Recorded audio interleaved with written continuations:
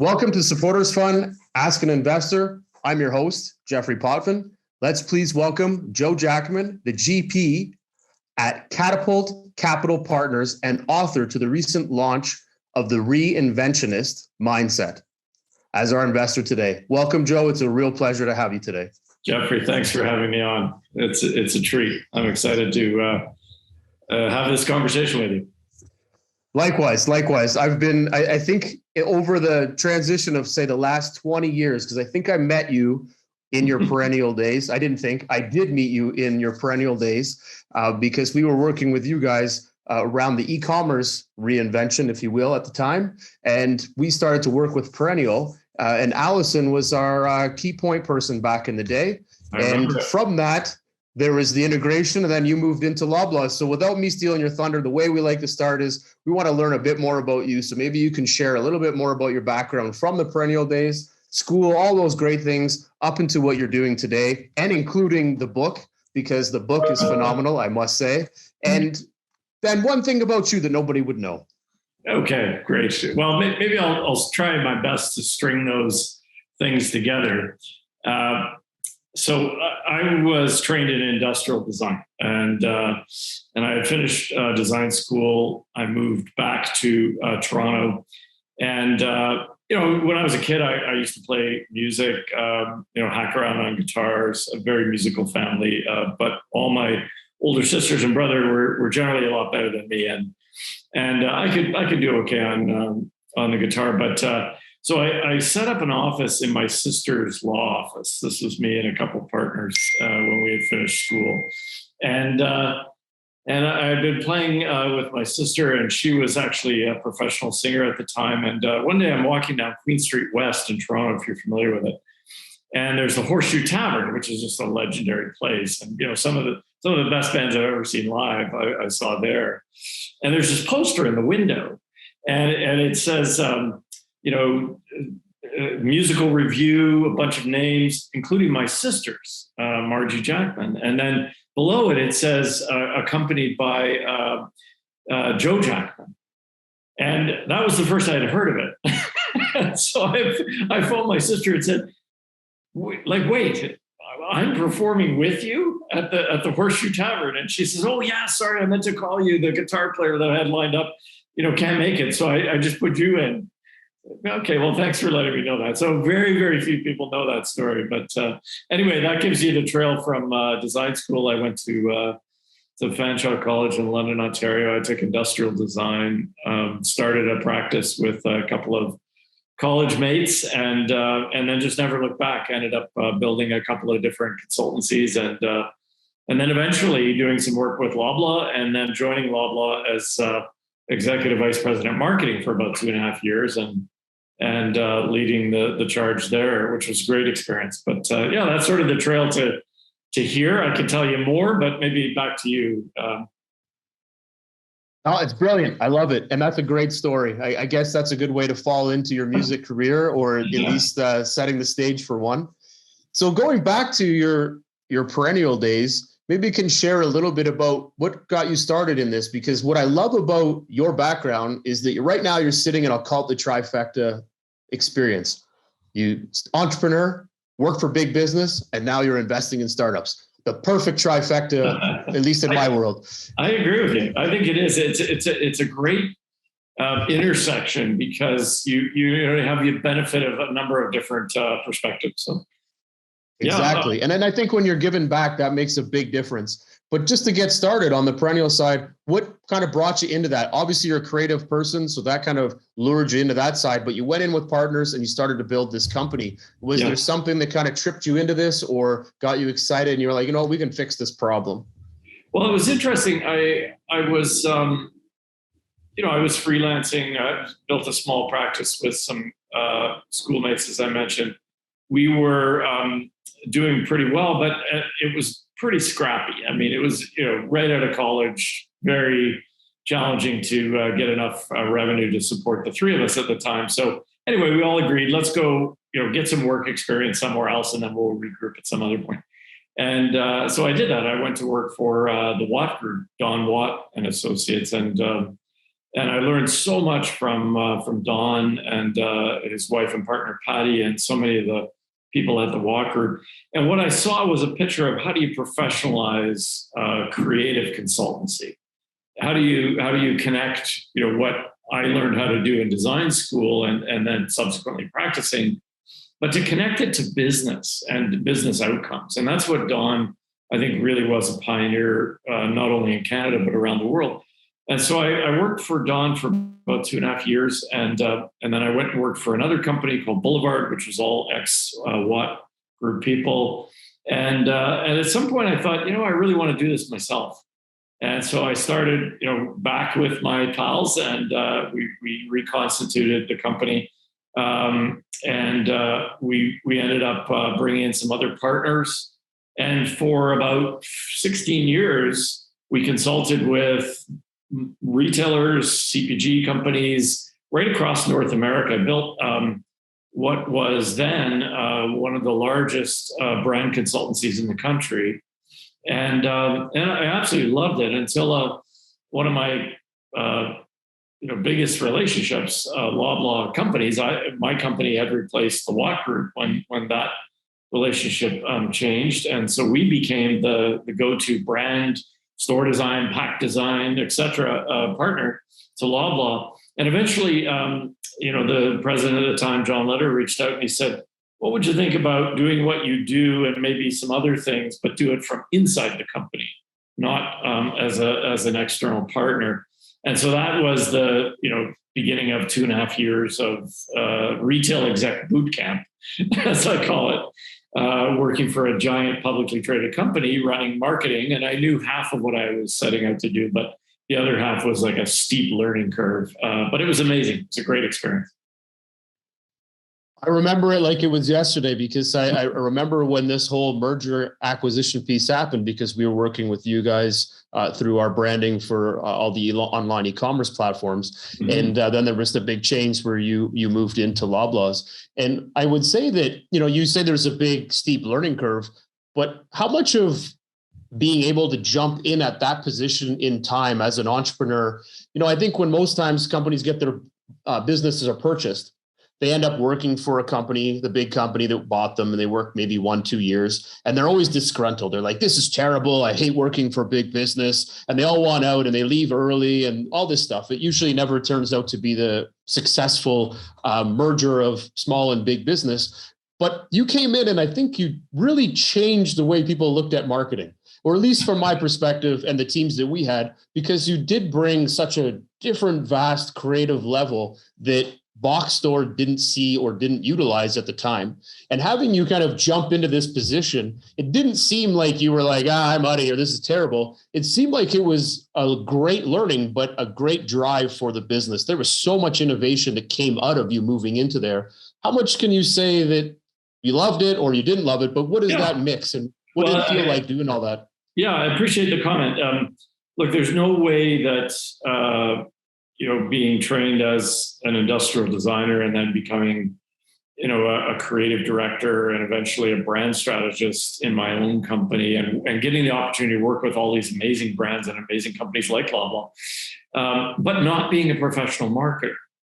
And while I was, schooled in marketing in my practice and learned so much from so many amazing marketers, here I was, effectively the first CMO, Chief Marketing Officer of Loblaw Companies, with a role at the highest level of the management team. But I couldn't help but be a disruptor, just simply because I came at it from such a different angle. And so the status quo was not familiar to me. Like, it was in some ways, but I was really hardwired to look at what's possible and what has to happen now for us to maintain the incredible lead that leaders before me and that my colleagues had built. And I think about it now from a founder investor point of view, that the advantage to the disruptor is, it'll sound funny, naivety to some degree. You don't know what you don't know, so therefore you're not beholden to it. And you're certainly not beholden to the past.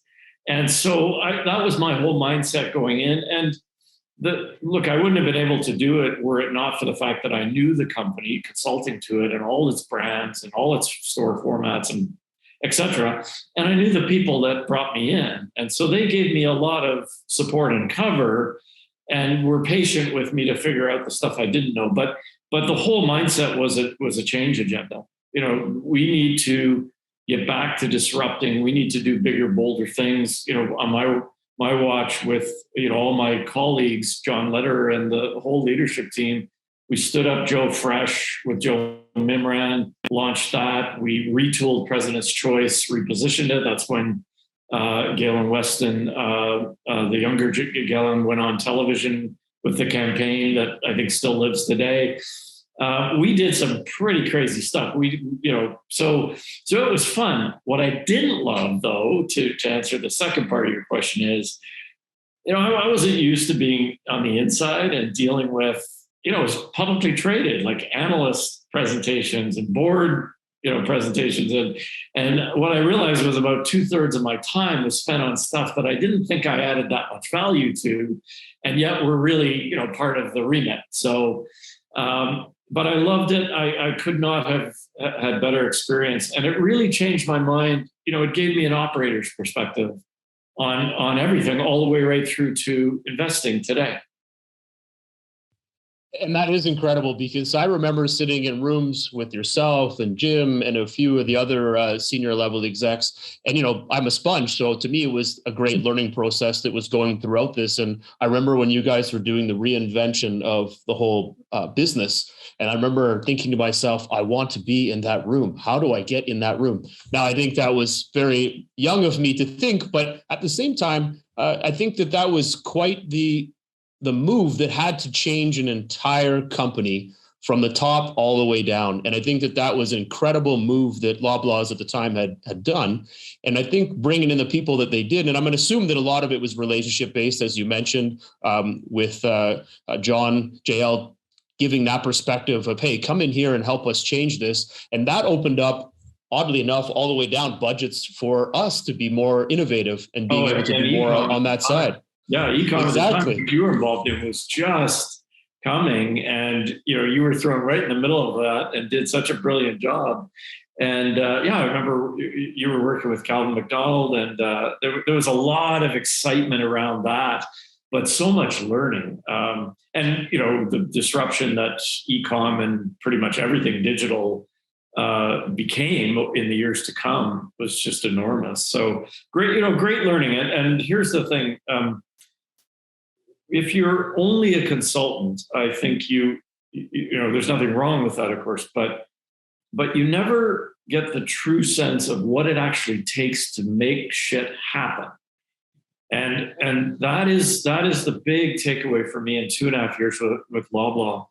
I was blessed to have that opportunity, but the learning was around how do you get people at all levels of an organization to not only be comfortable with change, but to embrace it and to lean into it and make it happen, regardless of what it was. It was, standing up a new exciting clothing brand, or it was, doing things differently as it related to a longstanding brand like President's Choice or an e-com or what have you.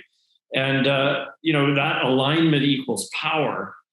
When you get people aligned and they're clear and they know what to do, so that's the strategy part and the business planning part. But then it's really around, call it cultural chiropractic, which is just getting everybody to a good place where they say, okay, it is scary, it is ambitious, but we can do this and let's go do it. And that lesson, I really carried over into now my investing life. I think that lesson has carried through a lot of people's lives, because I think the people that were enthralled in what was going on had this fear, big fear of change. People had been there in the company for 40 years, and now they were being forced to digital, this new thing. Who are these people? What are they doing? And there was a lot of change happening at the time. And I remember there was a management meeting, and someone was on stage with a Swiffer, and we had to build this persona of who the shopper was. And what I loved about it, there was one line that was said, and it was that people were asking, why are we selling clothes at a grocery store? And the line was that when that shopper comes in, they want convenience. We're tailoring it to them. We want to make sure that they can get what they need to make their lives simpler, easier, and faster. And we're going to sell clothes because they're looking for a great brand of clothes at an affordable price. And that shopper, that mother, is going to want to buy our product. And, everybody was like, well, I don't know, Huff and Puff. And 5 years later, it was $1 billion brand, I think, in less than 5 years. So I think there was a lot of smarts going on in that place. And that reinvention made a huge pivotal change for Loblaws. But I think it also changed the way people started looking at innovation, started to look at their workspace, and that anything can change at any given moment. And I think when you're in a lot of the stuff that I've been listening to and reading on yourself, that this is kind of the percolating moment for how you came up with this whole next step of your career, which was going in and reinventing brands, from going into Dwayne Reed, I'm going to say it was Gap, but I think it was the Gap ownership group. So there was a lot of things that you kind of built on from that. And I think that learning, and what I find is that career-wise, you start working through things, and when the door opens, you jumped on it. And I think that's what's amazing about how you projected the next stages of your career, is that every time a door opened, you analyzed and went in. And then today, you've spent the last 10, 15 years reinventing companies. And you probably didn't start off when you first started going to school thinking, hey, I'm going to reinvent companies. This is what I want to do. But guiding you through this, you've done a very successful job. I think you've recreated over 40 companies. Is that correct? Yeah, it's closer to 75 now. Yeah, it's crazy. And when I say reinvention, I really mean, to take the original invention, the legacy business, and it can be, medium size or large, sometimes small, and just be creating with leadership the next best version of it in the least amount of time, is the way I've learned how to do it. It's not like throwing everything out again. It's taking what you actually are and making it more powerful and relevant for today's circumstances. And yeah, I think we did the count recently, and we're up over 70 for sure, in one way or another. And I always, Jeffrey, make a point to say, look, while we've had lots of opportunities to help leadership teams, the credit goes to the leadership teams. We're enablers, we're transformation partners, but it really is on them for what happens and the value that gets created.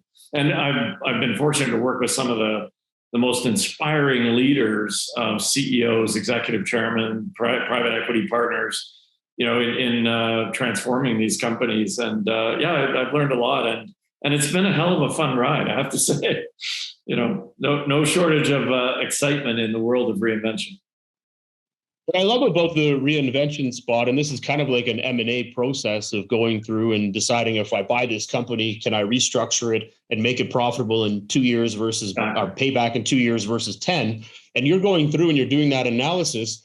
But the biggest stopgap that you have all the time is the people inside the business, their discomfort for reinventing, their discomfort for getting out of their fears of, is this change going to reinvent and change our company, or are we going to fail? So how did you kind of go through that process to get people to buy in? Because you're not, yes, in a way you're coming in as a consultant, but you're really integrating into their business. You're becoming a part of their business. You're the next arm, in a code, you're a branch. So you're really driving into this business. How do you get everybody to be comfortable with this reinvention? Because startups go through this every day. They have to keep pivoting. They have to keep trying to figure out who they are. And you're going in and doing this at a large scale in a $1 billion company and saying, hold on, I know you're worth 1,000 people here. I'm going to help you fix and change all this. How do you get them and their mindset to change at least quick enough for you guys to start to see some improvements? So there's a couple of important pieces in the question. The first is, what's the starting point or the status quo? And then what's the mindset in a business? Like, are people feeling like we don't need to change because we're just absolutely ripping it? That was the case with Dwayne Reed. They had the highest sales per square foot of drugstores in America, and 35% share in the 5 boroughs of New York, and over 60% share in Manhattan. And so they were saying, hey, you guys that are coming in to change it, what's wrong with this picture? We don't need to change. We're fantastic. And yet the data told a very different story. And the competitive set rolling into New York that was going to crush Dwayne Reed, had different ideas as well. So So sometimes it's just simply understanding, okay, where are we at and what do we believe? And me and my team are very used to writing. It's essentially two sides of the same page. One side is the case for change. What is it that would cause us to commit to some kind of evolution? It doesn't have to be dramatic, doesn't have to be, revolutionary. But let's get it all down on paper. Let's sort of understand why. Competitive threats may be new, digital disruption, et cetera, et cetera. The other side of it is a case for confidence. What's the starting point? What assets do we have that are still viable, still powerful? And then just conversations with people about where they're at and how they feel about change. I'll tell you a quick story. When we had transformed or reinvented Duane Reade, we did that in record time, 2.5 years from the private equity partners being underwater and the investment thesis to almost 13 times exit. And the exit was to Walgreens. And Walgreens said, we thought we could roll over you in New York. And suddenly you transformed and became this formidable, drugstore chain we couldn't beat in the city. And so we said, this was from the CEO at the time, Greg Wilson, rather bought than fought.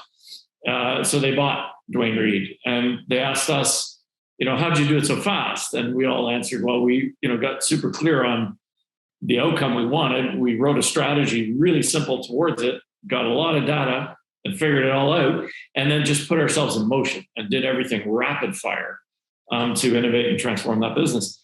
And so I got the chance to go on and help Walgreens. And Walgreens, 100-plus-year-old company, successful, largest drugstore in America at the time. And not one person in 220,000 wanted to change because they said, we are who we are. Like, we've been successful for over a century. And so one time, this process of reinvention had begun. We were getting into it, doing our homework, talking with a lot of people, and a guy buttonholes me on an elevator going up to the executive offices and says, you're that Canadian guy, Joe, that's here to change things. And I said, you're right. And he said, well, we don't need any changing, thank you. And we're doing just fine. You know who we are. We just bought the company you came from. So that should tell you something. And I said, well, look, let me ask you a question. Are you invested in the company? He was a VP.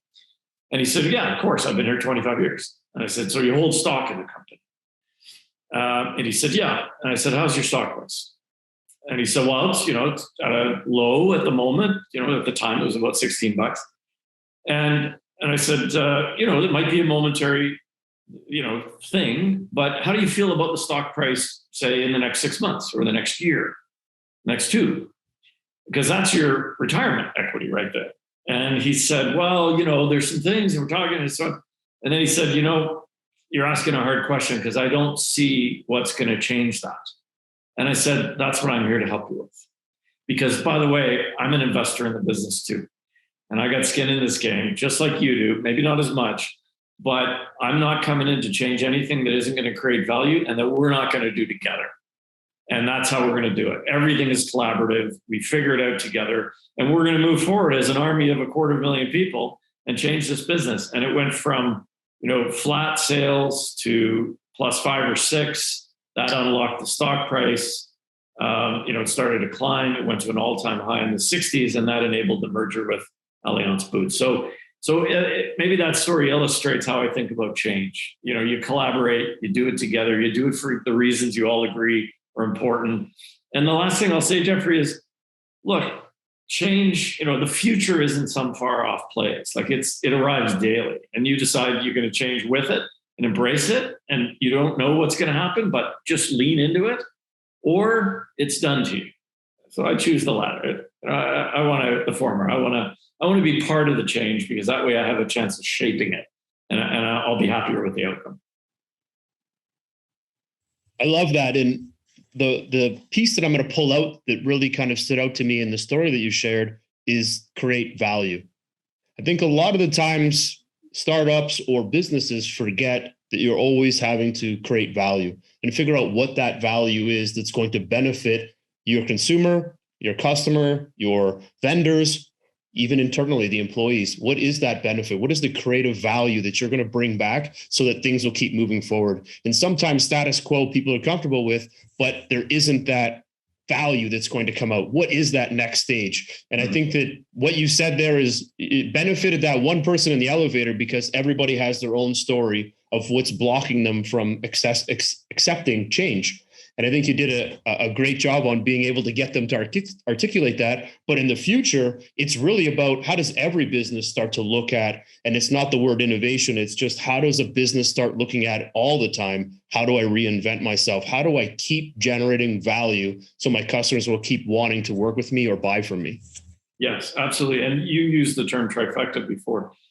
The way I think about value creation today is also a trifecta. It's financial value that, of course, needs to be created for stakeholders, for the founders themselves, for the investment partners that are coming in. But with that, I would say cultural value as well as human value. And the financial value is straightforward, and you know it very well. You're a longtime investor and very successful. Cultural value means creating something that has resonance with what's going on in the world today. And that's where brand enters the picture. Brand is such an important part of not only accelerating value creation, financial value creation, but also amplifying what it is that makes any particular business different and special. It's really, really important. So, and that's always in the context of what's going on culturally. And the third, human value, I would have probably not said that a decade ago, but I say it today because we live in an ESG world. We live in a diversity counts and equity, and creating human value today is really centered on that notion of social outcomes. And so when you think about accelerating the value of any company, my advice would be, yes, of course, you need to think about how do I accelerate financial value creation, but think about two other layers of value creation that are actually enablers for greater financial value creation. And that's simply, cultural value and human value. And that's a bit of the guide to how we look for investment. But maybe I can connect the dots between where we were a minute ago. So had a consultancy, did a crazy thing, went to work at one of my clients, Loblaw companies, then left Loblaw, and I said the world doesn't need another agency, another design firm, branding firm. So I created what I sort of proudly said was the world's first reinvention consultancy. What I wanted to be was a great partner for companies that needed to change, and most often in a hurry. And I would be the go-to with a group of colleagues that would span all of the essential disciplines, from management consulting and research and insights all the way through to design and activation support and communications and such. So that was the company I built. That was about 16 years ago. And what I realized was, after working on, as we've been talking about, some of the bigger companies like Walgreens, that was probably the biggest one, Fortune 75 company, but many others, Hertz and, household names, companies you'd know, even Canadian Tire in Canada. And I thought, this is all great and it's going really well. The only trouble is that I'm building a reputation as the legacy company that ran out of gas turnaround guy, and I'm missing disruption. And so I wasn't working for small companies, for founder-led businesses in early stage, simply because they couldn't afford me and my team. And when we would do deals on the large business side, we would charge, reasonably, reasonable fees for the scale of what we were doing and the cost of the teams and such, but far out of reach of any founder. So, but our model was, we'll take a little bit of equity in the deals we do on the big company side, and then we'll charge you fees for the rest. But it was always an equity model. So when we decided 5 or 6 years ago to work for earlier stage companies and apply what we learned on the big company side. We just flipped the model and we said, we'll do it for mostly equity and a little bit of cash. And then as we learned, we started to co-invest, like put our own cash in alongside our services investment. And eventually last year launched Catapult Capital Partners. And now we have a small portfolio of assets that we invest into, and it's cash and cash in kind.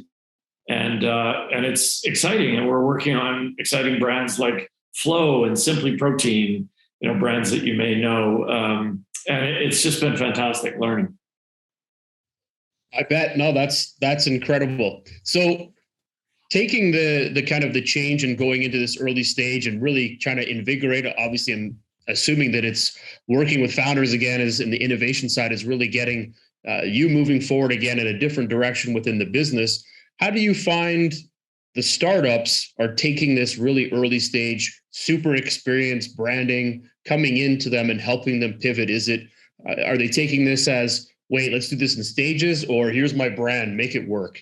And you're kind of the one that has to look at this and say, yes, there's something here. The founder, yes, they have a good mix. I think we should jump into this brand. Or are you looking for those companies and saying, hey, you've got some really good, strong MRR, you've got a strong team, we can really help you take this to the next level. So let's help you scale. Yeah. Where do you kind of see and fit in with these early companies? Well, maybe it's worth just saying the reason that we created Catapult in a way was to reinvent the venture capital world. We're reinventionists as a team, and we can't help ourselves. But we looked at VC and we said, look, it's such an important industry, and the world didn't need another VC. The world's awash in VC and PE money these days. So we thought, let's find a way to add value that's unique. And so it really was levering what we learned at Jackman, as you're suggesting, and finding partners that had a couple of characteristics that would work for us, and that we would demonstrate we could work for them. The first was, all the obvious stuff. Like any VC, we're looking at, what is the risk reward profile? What's the upside here? Conventional diligence in the sense of, where is opportunity and where is risk, and how would that be mitigated? So all of that is part of what we do. Second part is the concept itself. That expression, I think, came out of the tech industry, product market fit. And what are the tailwinds that are enabling this business, and how well connected to those is it at the moment? And then what's the upside? And how would the upside come? And then lastly, the founder or the founding team. And a couple of notes on assessing founders. Obviously, particularly when they're first-time entrepreneurs, where they came from, how they think, what their skills are, all of that foundational stuff. But what are they like as people, and how would they welcome or not the kinds of inputs that we could provide? Like, we don't want to go and work with anyone who really doesn't want us, to change anything or to be there and get into the weeds and mess things up. And we're not deeply in the weeds. What we do is get very, very clear on which customers are you focused on and why. What do those customers really care about? Who are you to them? What's the value prop in the customer experience that are going to create not only growth, but relevance and deep engagement? And what's the overall plan for growth, and how do we enable that to come? And because we're built the way we're built on the Jackman consultancy side, we can bring in experts across all of that in a super efficient, I would say, efficient and light engagement kind of way. Whereas with big companies, we end up camping out forever and doing a lot of that lifting ourselves. In founder-led companies, our whole view is, what is the plan that everyone's excited about, that we're confident in as investors, and that founders say, right on, I know exactly what to do now and next. That's really the work in the partnerships. And obviously, the conditions for success would be able to tick all those boxes across that spectrum of evaluation. I love it. And you're coming in with that creative flair as well. So you're going to be able to drive them not just through numbers and metrics, but also from what the customer is really looking for. So you really are diving into persona and value and making sure that there is a way to take your investment, because you are investing as well, into that next stage and helping that company overcome or at least dominate the market that they may not have been dominating in.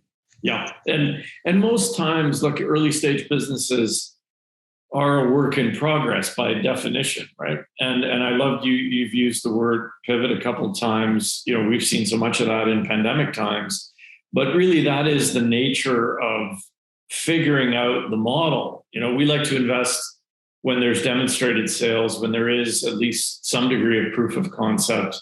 We're looking for, at least a decent or modest trajectory that we can get behind. And then we work together with founders and their teams to figure out the component parts to growth.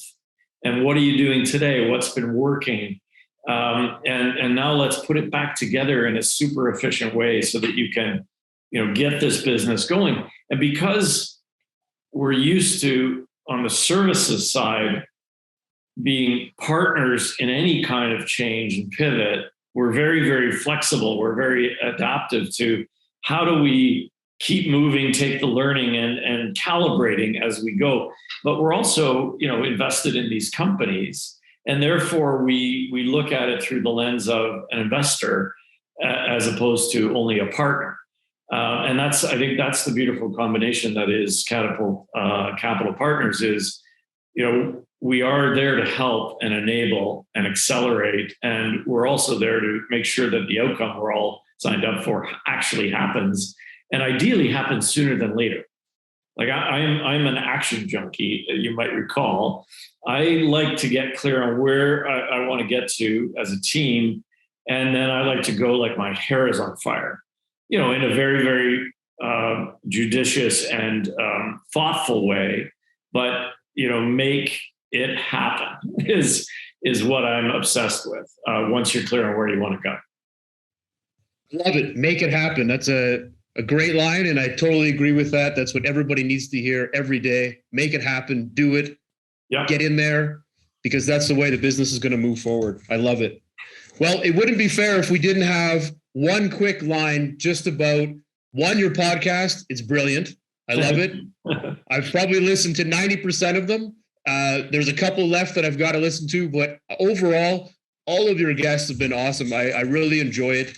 Your book, fantastic. I love the idea of taking all the insights that you've taken over the years and pushing that into a 5-step process on how to reinvent. And you can use this process to reinvent yourself, your business, your life, your family, whatever you need to do at the time. Maybe just quickly touch base on just that concept of all the learnings that you've taken in running this reinvention business, and just share a couple of points, because I think from a founder standpoint, it gives them a perspective of what to think about when they're building their company, because these things help you build as well at the same time.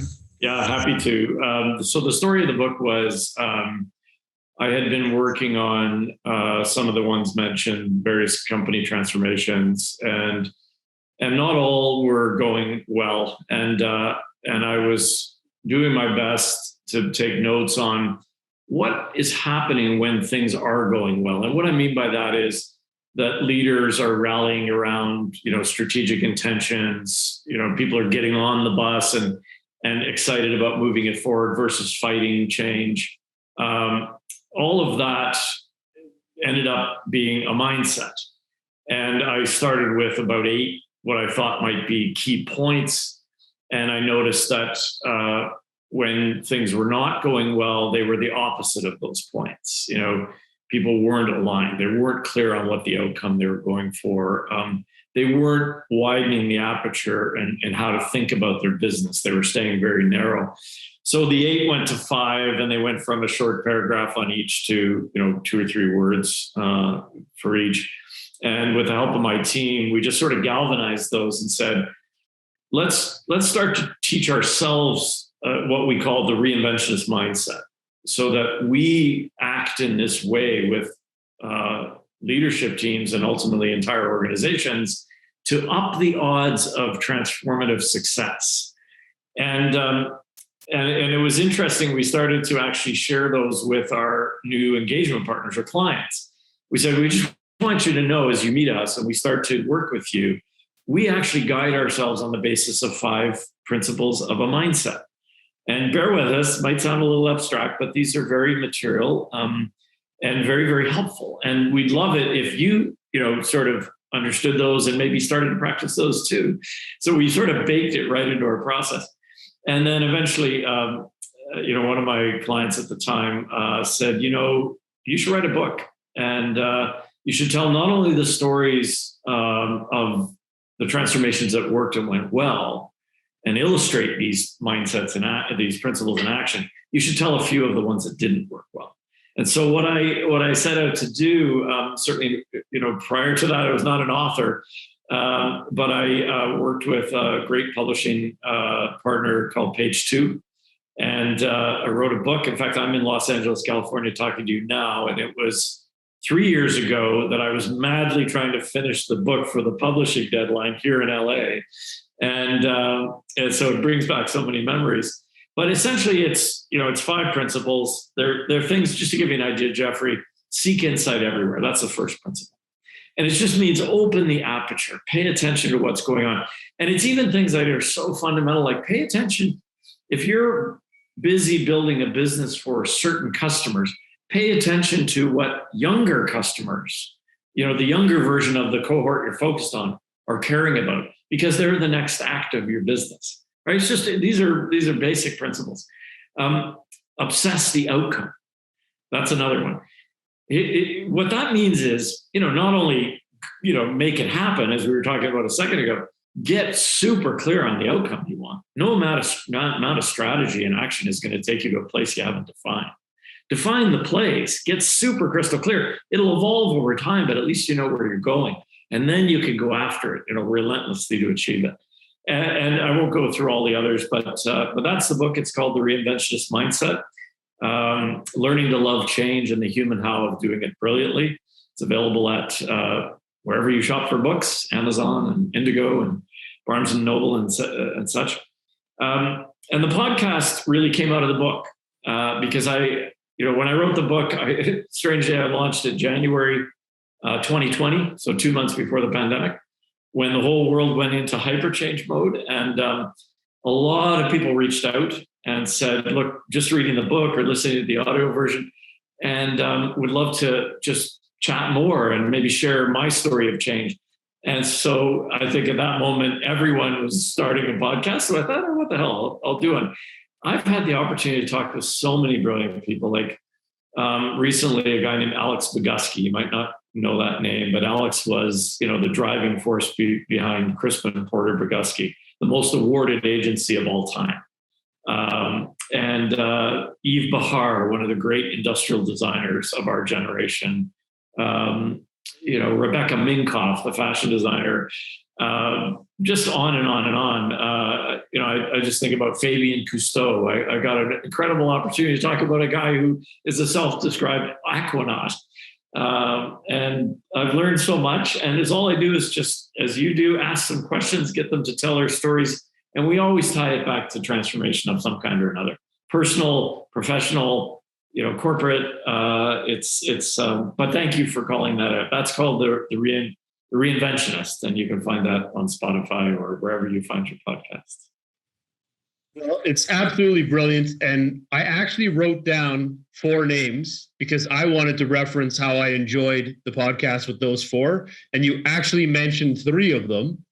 And the 4th one, I had Jesse Banks. Oh, okay, there you go. Jesse was great. Yeah, reinventing the hospitality space in the midst of a pandemic.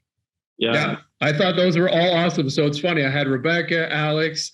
Obviously, the Aquanaut was brilliant. We talked about this before. So yeah, those were certainly my favorites. So I'm glad you not only brought those up because they really did have a lot of insight. I was actually going to ask for an introduction to Alex because I'm like, this guy sounds so cool. I want to meet this guy. He's amazing. It's not very often you're expecting it, in a conversation on change and such, and we've worked together in the past, and he's a genius. He's just such an incredibly insightful guy. But suddenly we're having a conversation about like psychedelic, substances, and it was just like, wow, this is great stuff. So, but thank you. I should mention Catapult is catapultpartners.vc, and Jackman is jackmanreinvents.com. So if you want to learn more or reach out, excited. And we are looking at deals as we speak with Catapult.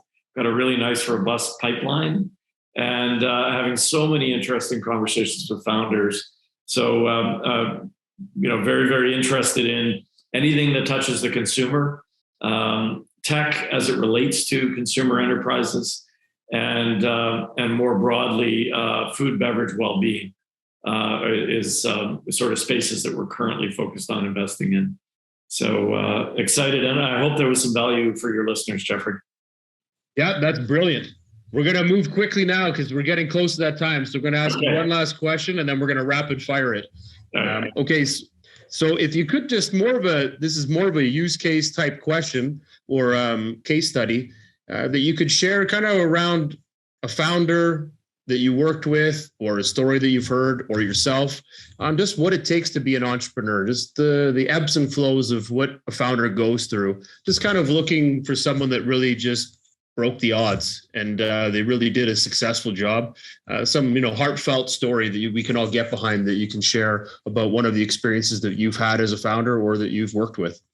Well, I know time is short, so I want to tell you sort of side-by-side stories quickly. The first is Nicholas Richenbach. If you know Nicholas, he's a serial entrepreneur. He did a lot of work in the digital space. One of the first guys to do ringtones and mobile gaming apps and such. Very successful in the tech world. Ended up founding Flow Water. And Nicholas is just a classic entrepreneur. He's a visionary. He's very, very crystal clear on what the outcome is he wants to achieve. But you have to give him a lot of credit because the packaged goods water industry is dominated by global powerhouses with their giant retail partnerships. And there are a lot of trade dollars, as you know very well, that go back and forth there. And so very tough to enter the packaged water business. But he came at it with a human intention, a cultural intention, which was around eliminating plastic. He put his family's spring water into Tetra Pak, and you can see it right there. And he fought and continues to fight the battles 6 or 7 years in to build an incredible business and to create value for stakeholders. And what I can say is just being a partner to him for those 6 years, I'm on the board, and now it's publicly traded. Just to watch him and his team overcome all the hurdles that one by one. It's not that you're unlikely to be challenged. You want to start a business, and particularly if you want to disrupt the status quo, strap your seatbelts on. So Nicholas would be the archetype entrepreneur, and it's been such a treat to work with him and see that business grow. It's now the fastest growing premium water brand in North America. So, but on the other side, one of the recent deals we did was Atkins company out of the US, weight management business, owned a small, originally entrepreneur-founded brand called Simply Protein. And it was just part of, their assets. And Michael Lyons, who ran Canada for the Simply Protein brand for Atkins, he was interested in doing a management buyout, a carve-out of Simply Protein. So me, Nicholas, a number of other people that we co-invest with, put together the money to carve out that business. And Michael was a long time, very, very experienced guy in the food and bev business. but always been a corporate leader. And so it's been so amazing to watch Michael, with the help of some people, Nicholas is also on the board with me, of Simply Protein, to get advice from, longtime entrepreneurs and to learn the difference between being a good leader and a good manager in a corporate environment and doing the same in a founder-led business and being an entrepreneur. And it's just been fascinating to watch Michael grow as a leader and to take on the uncertainties that come with the new job of leading a standalone brand, and he's doing a fantastic job. It's growing really, really well, creating value for all the stakeholders. And so there's sort of the tale of two cities in a way, two different leaders, but both found their way to being good, solid entrepreneurs. I love it. Those are two great stories. I'm a fan of both of those companies and both of those founders.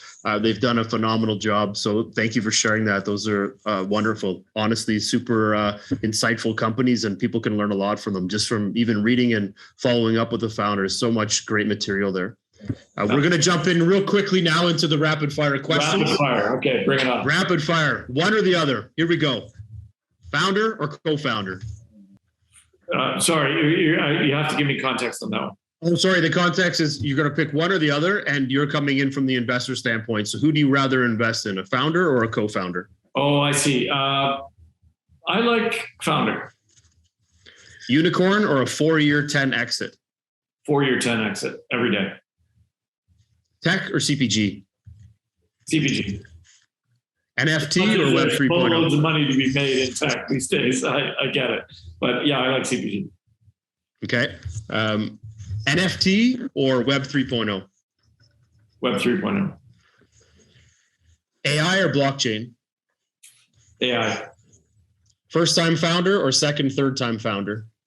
Second or third ideally, but first time can work too. Okay. First money in or Series A? Series A. Angel or VC? VC. Board seat or observer? Both. Safe or convertible note? Convertible. Lead or follow? I would say lead. Yep. Equity or interest payments? Equity. Favorite part of investing? Working with founders and seeing their vision come to life. Number of companies invested per year? We have 6 in total today. We're going to do 3 to 4 year over year going forward. Love it. Any preferred terms? We like flexibility. So I would say, I'll just leave it there. Yeah, we're actually quite flexible on how we structure deals. Okay. 2 qualities a startup needs in order to stand out for you. Say that again, please. 2 qualities a startup requires in order to stand out. A brand, inclusive of a sharp, differentiated positioning, and relentless tenacity. I like that. Relentless tenacity. That's good. Agreed. All right. Personal side. Okay. Book or movie? Oh, that's a hard one. Both. Superman or Batman? Superman. Restaurant or picnic? Restaurant. 5 minutes with Bezos or Oprah? 5 minutes with Bezos. Mountain or beach? Mountain or beach? Beach. Bike or run? Run. Big Mac or Chicken McNuggets? Big Mac. Trophy or money? Money. Beer or wine? Wine. Camera or mobile phone? Mobile phone. King or rich? Rich. Concert or amusement park? Concert. Fortune cookie or birthday cake? Ooh, fortune cookie. TED Talk or book reading? Book reading. Most famous person that pops in your mind now? Strangely, Oliver Stone. Hey, that's good. That's all right. That's all right. Favorite sports team? It's actually not a team. It's a person. Leila Fernandez, tennis player. Tennis. Brilliant. First brand that pops in your mind? Flow. I love it. Favorite book? 100 Years of Solitude by Gabriel Garcia Marquez.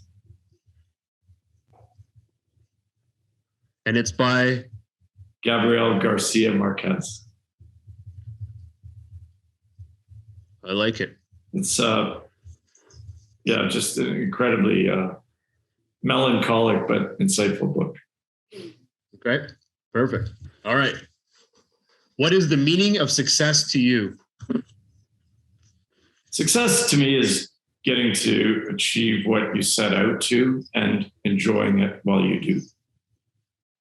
Favorite movie and what character would you play?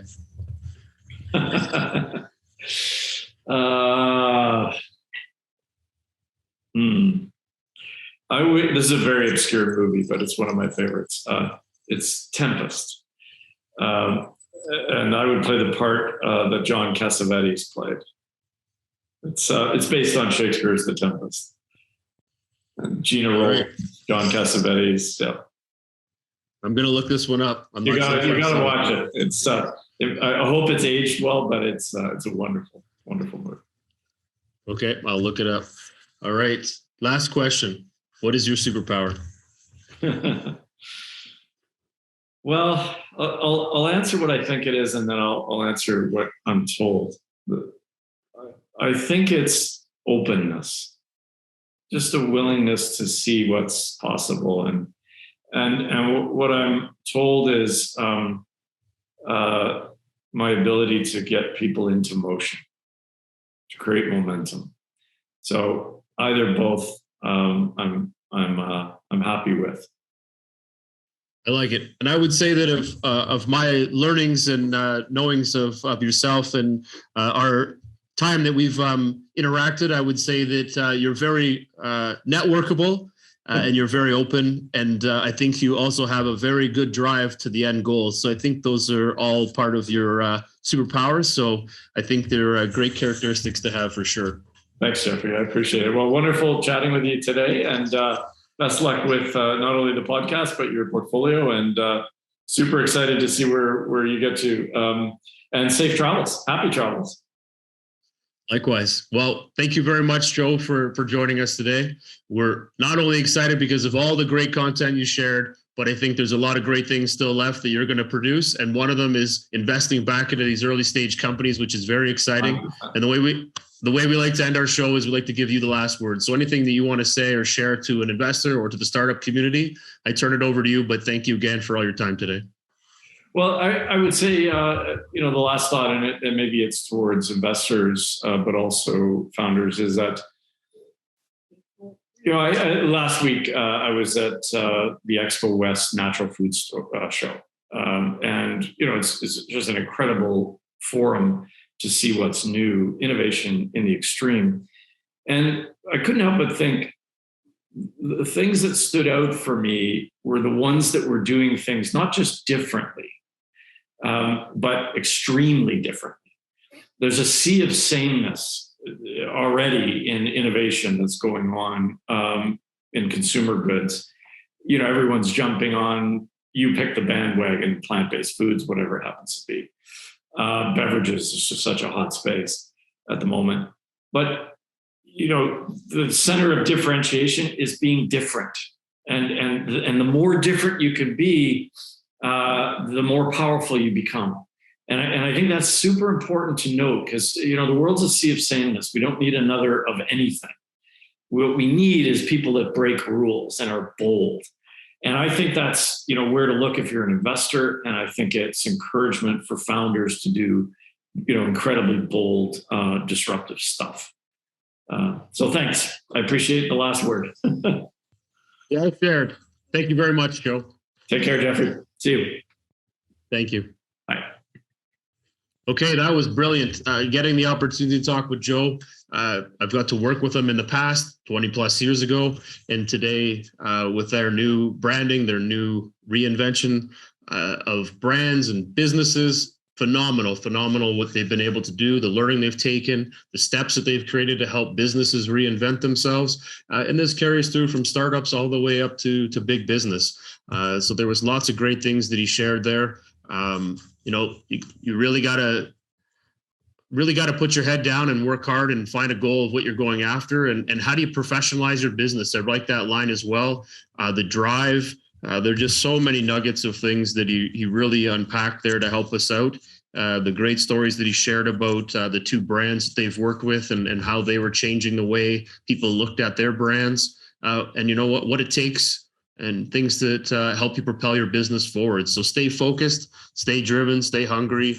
And Joe, thanks again for being on the show and sharing all that great insight. So thank you for joining us today. If you enjoyed this conversation, please feel free to share with your friends or subscribe to our YouTube channel. Follow us on Spotify, Apple Podcasts, and or Stitcher. Your support and comments are truly appreciated. You can also check us out at supportersfund.com, or for startup events, visit opn.ninja. Thank you and have a great day.